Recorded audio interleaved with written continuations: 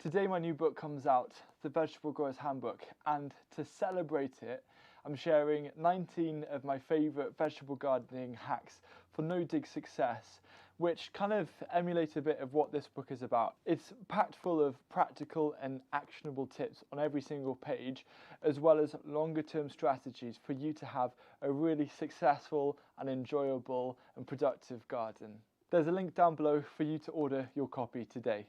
To get things started, this is an amazing way to actually visualize and plan your space. If you're looking at an empty bed and you're thinking about what to plant it with, what I like to do is use a series of sticks and string to actually split up the bed into various shapes and sections to then really start being able to visualize what I could plant in the different areas. My absolute favourite hack that I learned last year was from Yen from Apple Acres DK on Instagram, and she uses this method of bringing her outdoor brassicas, for example her purple sprouting broccoli and kale, etc., and actually transplanting them from raised beds into the polytunnel or the greenhouse after the tomatoes are out to actually get a better crop from them. And I tried it out in this small area this year and it's been absolutely phenomenal. This little bit of jungle has been one of the highlights all through winter. This is something I wish every single gardener tries at least once, and that's just to leave a few leeks at the end of winter to run through the whole growing cycle to create that amazing flower. This flower is not only beautiful, you can actually eat it, you can add it into salads, and it's also a great way of attracting beneficial pollinators. Next is an amazing method that I've learnt from Liz Zorab, which is actually turning your paths into composters. So what she does is put down wood chip and then you leave it for like a year or two and then it starts turning into this beautiful compost.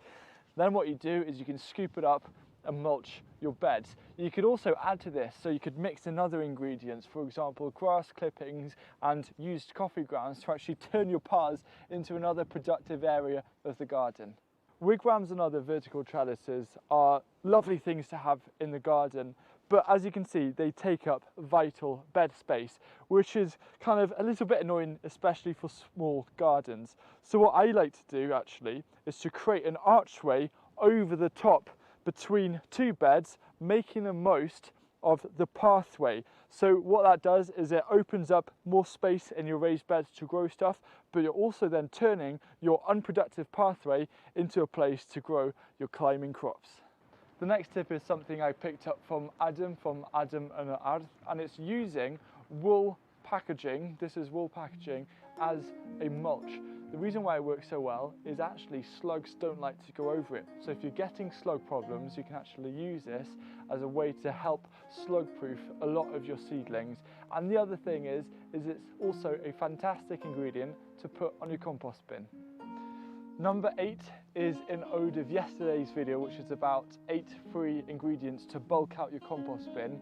And there's actually one that I didn't include, because it's one that you usually buy. It's either municipal compost or bulk compost. Now the quality isn't always very good and usually it's quite microbially dead. However, if you mix this 50% municipal compost with 50% homemade compost and leave it in a pile for 2 to 3 months for them all to mature together, you then get this amazing kind of charged, very microbe rich compost to use on your garden, and it helps extend your homemade compost also.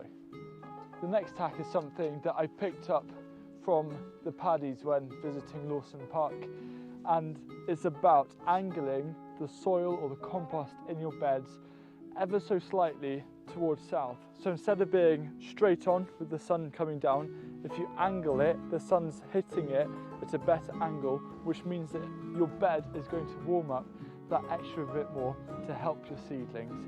Compost bins, they're fantastic to have in the garden, serve a great purpose, but they can take up quite a lot of space. So what you can do when you finish filling a compost bin and you're letting it settle down is to actually plant in it. You can plant things like beans, potatoes, even squash. So last year in these compost bins we grew quite a bumper crop of pumpkins, and it's just one way to get a little extra from your space. This is something I first saw at Charles Dowding's, where he had this big bucket full of water always close by and always so easy to just dunk your watering can and there it is filled. So if you think carefully about where you could put some of these big containers around the garden, which are always available, if you quickly need some water to water a plant, they are there for you. Throughout the growing season, there are often going to be these kind of awkward gaps appearing around your growing area and you're not really sure what to do with them. For me, my go-to is to always fill them with either annual herbs or edible flowers. And the reason why is that these don't need much space, but they are incredibly productive. They also add a lot of colour to the corner or the area, adding to the beauty of your garden, as well as being a great place to attract pollinators and other beneficial insects. One of my favourite things about having raised beds with edges is that the edges actually bring so many benefits. I'll probably end up doing a whole video just about utilising the edges of raised beds. But one of the best things actually is allowing certain trailing plants to sprawl over. So things like strawberries and nasturtiums and squash, I actually allow them and encourage them to grow into the pathway because I love the look of the straight edges alongside the sprawling plants. And I just think it's a nice way to utilise more pathway space and also make it look more beautiful. If you have quite an exposed garden, common knowledge is to focus on creating shelters such as undercover growing spaces or tall hedges. One of the best things to do that I learned when visiting Lynbreck Croft is to actually carefully consider varieties. There's very often dwarf varieties of a lot of different things, such as broad beans and peas, which are far more suited to lower, compact growing, and then they can then survive the winds. And it's just a really important thing to think about. Don't just focus on the shelters, also think about varieties. As a gardener, we often have lots of different seed packets all over the place, but there are two things that I'm using this year to help keep them more organised. The first is really simple. It's actually a photo organiser. It has lots of different compartments and it's really easy to keep a track. Now, if you end up getting more seeds, something like a jewellery organiser, such as a load of boxes with little drawers, something like that works so well, and that's the main thing that I'm using this year to make sure that I never lose a seed packet again. I have to mention the next one because it's one of my favourite things about March, April and May, and it's actually the better harvest of kale. Forget the leaves, because when kale starts to flower, you get these amazing flower shoots appear, and they're kind of like a poor person's purple sprouting broccoli. So let your kale grow through April and into May, and then you'll also be gifted with a stunning display of yellow flowers. It's only the start of March, and for me there's still another potential 10 weeks of frost ahead. So if you have a tender plant or if there's a late frost coming, what I like to do is use some kind of material like straw, or it could be leaves, kind of just draped over the plant like that to kind of fluff it up. And then I'm trying to create a frost-free protected room without having to worry about fleece.